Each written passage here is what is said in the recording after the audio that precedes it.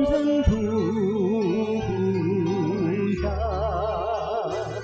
할렐루야, 할렐루야. Manalangin walang numpay, samantalang hinihintay si Jesus na poong mahal.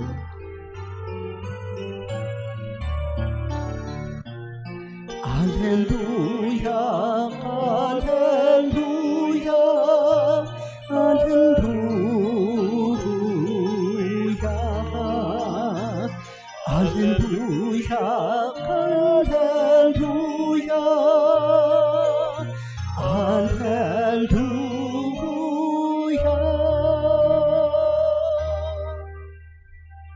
Sumainyo ang Panginoon. At sumainyo rin.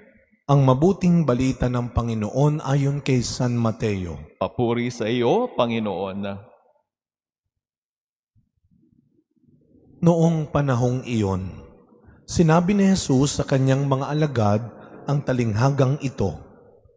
Dito maitutulad ang pagpasok sa kaharian ng Diyos. May 10 dalagang lumabas upang sumalubong sa lalaking ikakasal. Bawat isa'y may dalang ilawan. Ang 5 sa kanila'y hangal at ang 5'y matalino. Ang mga hangal ay nagdala ng kanilang mga ilawan, ngunit hindi nagbaon ng langis. Subalit ang matatalino'y nagdala ng langis, bukod pa sa nasa kanilang ilawan. Nabalam ng dating ang lalaking ikakasal, kaya't inantok silang lahat at nakatulog. Ngunit, nang hating gabi na'y may sumigaw, "Narito na ang lalaking ikakasal, salubungin ninyo." Agad nagbangon ng 10 dalaga at inayos ang kanilang ilawan. Sinabi ng mga hangal sa matatalino, "Bigyan naman ninyo kami ng kaunting langis. Aandap-andap na ang aming mga ilawan. Baka hindi makasya ito sa ating lahat." Tugon ng matatalino, "Mabuti pa'y pumunta muna kayo sa nagtitinda at bumili ng para sa inyo." Kaya't lumakad ang 5 hangal na dalaga. Samantalang bumibili sila, dumating ang lalaking ikakasal. Ang 5 nakahanda ay kasama niyang pumasok sa kasalan at ipininid ang pinto. Pagkatapos, dumating naman ng 5 hangal na dalaga. "Panginoon, papasukin po ninyo kami," sigaw nila. Ngunit tumugon siya, "Sinasabi ko sa inyo, hindi ko kayo nakikilala. Kaya't magbantay kayo, sapagkat hindi ninyo alam ang araw ni ang oras." Mga kapatid, ang mabuting balita ng Panginoon. Pinupuri ka namin, Panginoong Heso Kristo. Good evening po sa inyong lahat. Tayo po ay nasa araw na ng Biyernes. Sa mga nagtatrabaho, thank God it's Friday. Tapos na ho ang working days. Salamat sa Diyos. Sabi nila, makakapagpahinga na. Dahil Sabado na ulit bukas, tapos kinabukasan, pagbungad mo, no? Ang daming hugasan, lalabahan, lilinisin. Siguro sabi mo, gusto kong pumasok na lang pala ulit, no? Gusto kong magtrabaho ulit. Alam mo ninyo, pag sinabi nating tapos na, ending, katapusan, sari-sari yung naisip natin eh.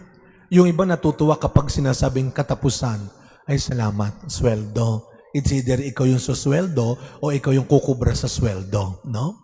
Pag sinabi nating tapos na. Pero yung iba, pag sinabing katapusan na, ay natatakot na yung iba. Na? The other day ba, yung kahapon, siguro nagitlaho tayo sa nasaksihan nating balita. Hindi man dito yon, no? Sa border ng Nepal, saka ng China. Nakita niyo ba yung video noon? Kanina ho, kagabi pa, hindi namin matigilan kasi lumalabas ang lumalabas pag nag-scroll kayo sa social media. And even sa international news, dala-dala yun. Sino mag-aakala na maraming turistang pumunta lang doon para mamasyal, magbakasyon, may isang Pilipinong doktor ang hinahanap.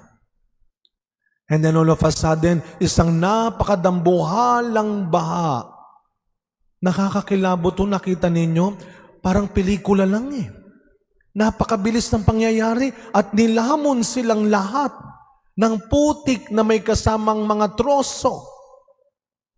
Who could ever imagine yung isang picture, buong pamilya? Kaya, sinong makapagsasabi?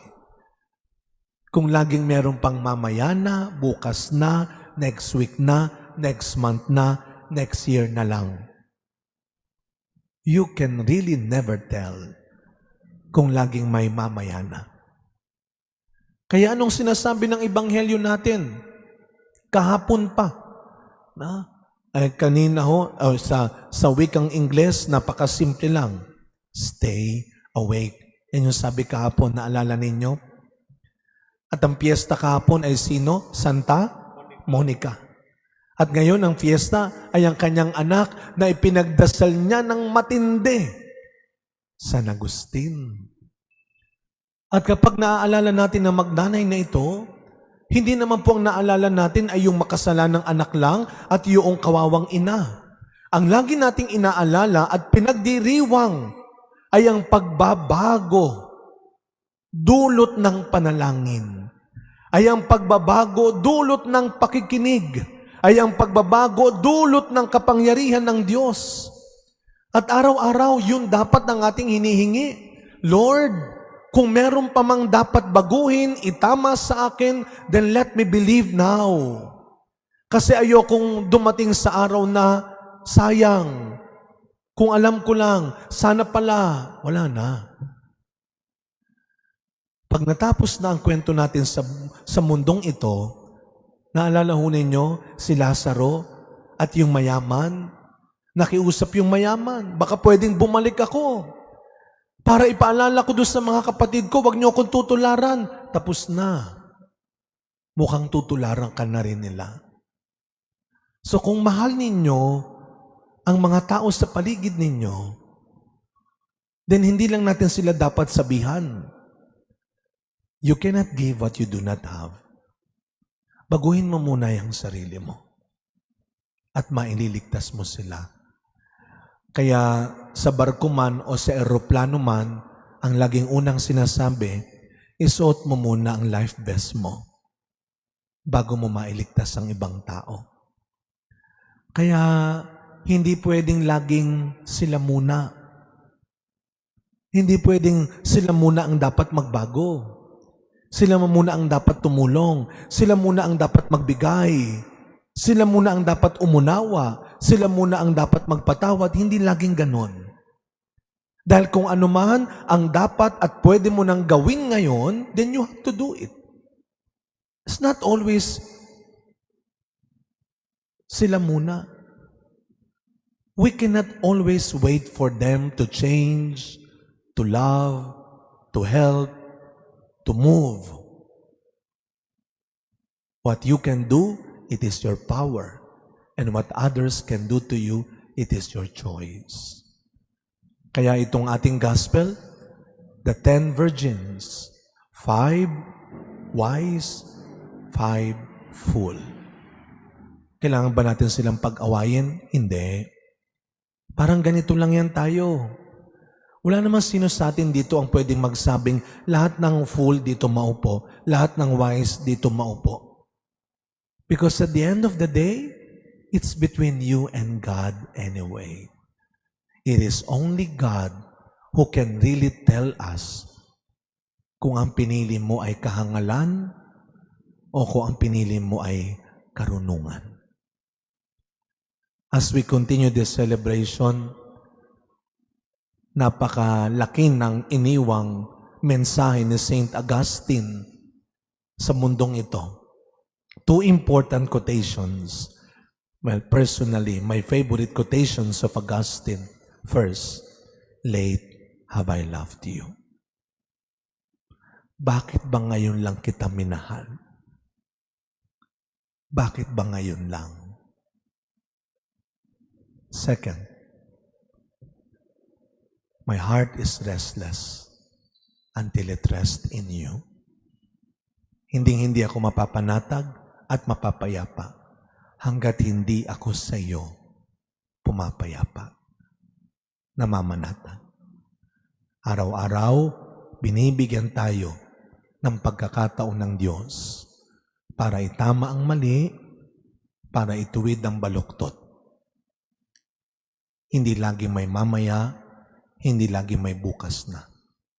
Whatever good thing that we can do today, we have to persevere and at least try to do it now.